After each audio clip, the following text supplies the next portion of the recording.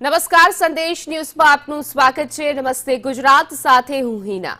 સૌપ્રથમ વાત કરવી છે ગરમીને લઈને તો રાજ્યમાં હજુ પણ ગરમી અને ઉકળાટનું જોર વધવાનું છે। હવામાન વિભાગની આગાહી અનુસાર પવનો દિશા બદલાતા ઉકળાટ પણ રહેશે।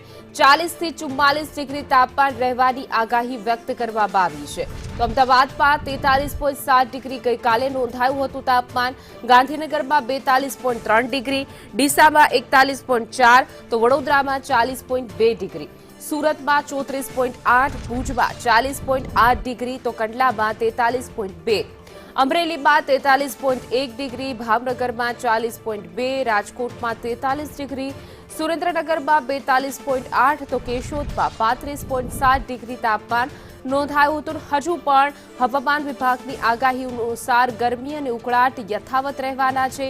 40 થી 44 ડિગ્રી વચ્ચે તાપમાન રહે તેવી શક્યતા છે। મોટાભાગના શહેરોમાં 40 ડિગ્રીને પાર તાપમાન નોંધાઈ રહ્યું છે।